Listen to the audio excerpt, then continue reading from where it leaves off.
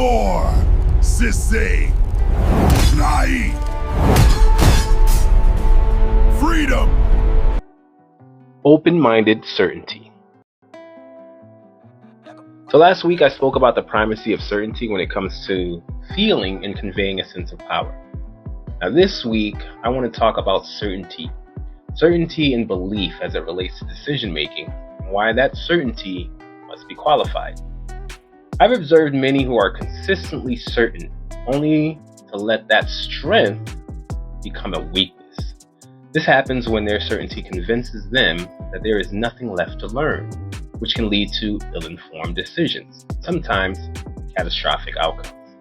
As with most of the topics I cover, my goal is to bring clarity to what are often conflicting maxims, rules that can lead to ambivalence or worse, paralysis.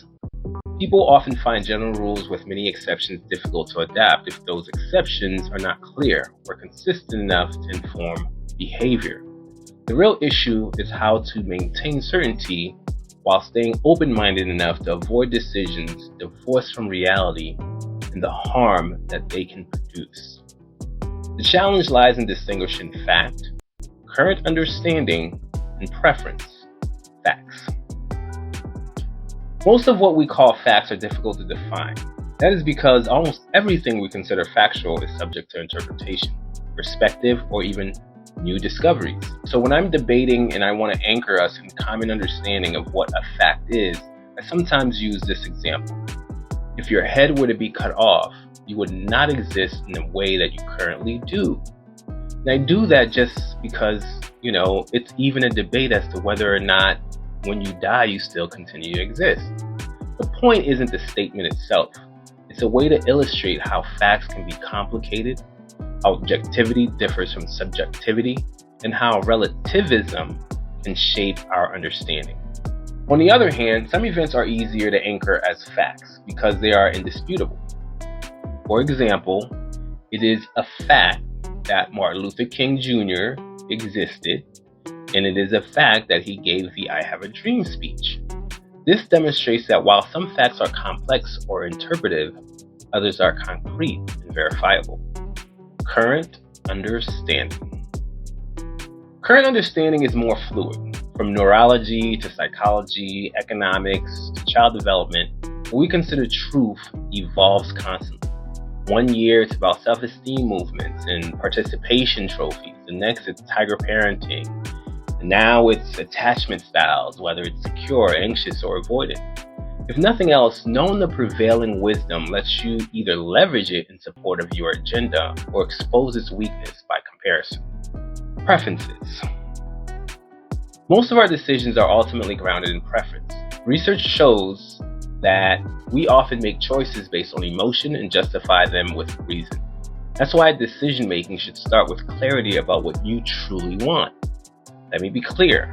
Your decisions usually aren't the problem in anything that you do. Your execution is usually what the problem is. So don't shy away from being resolute. If you are not certain about your choice, your commitment to see it through will likely falter. That said, your decision should be informed. Colin Powell, the former Secretary of State and a military general in the United States, said, "You should decide once you have 40 to 70% of the available information. You don't need to know everything, but you do need to actively seek knowledge. Constant learning through books, podcasts, conversations is essential.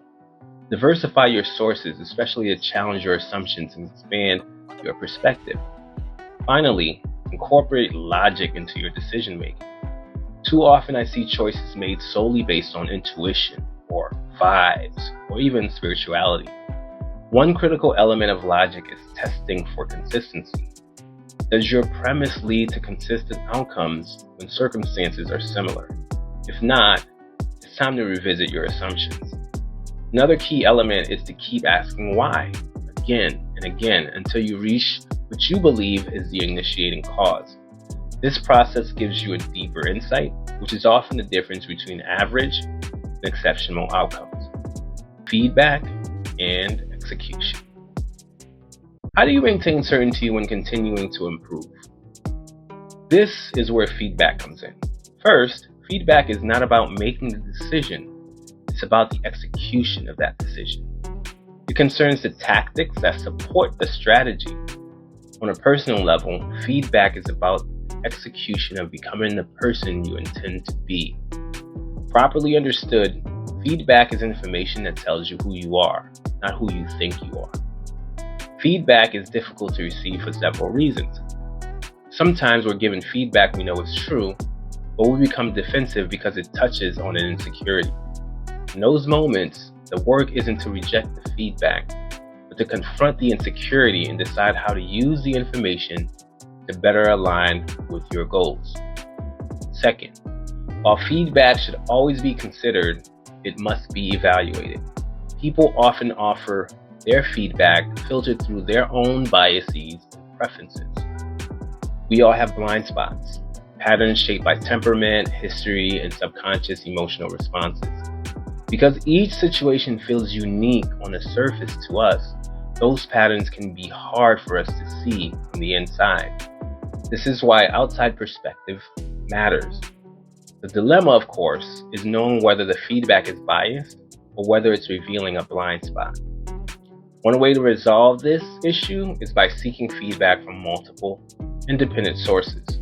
When the same signal appears repeatedly, bias becomes less likely and the information begins to rise to the level of fact. Feedback can justify adjusting course or even abandoning a decision altogether, but you should only abandon that decision when new information undermines the factual basis on which your decision was made. If no such information exists and the foundation of that decision remains intact, the correct move is not hesitation, but continued certainty. The takeaway. Certainty isn't about knowing everything. It's about knowing enough to act decisively while leaving room for learning and adaptation. The strongest leaders, thinkers, and doers combine conviction with curiosity. They commit to decisions they can stand behind, but never stop questioning, never stop exploring. In other words, certainty doesn't require rigidity, and open-mindedness ensures the intended outcome of your decisions.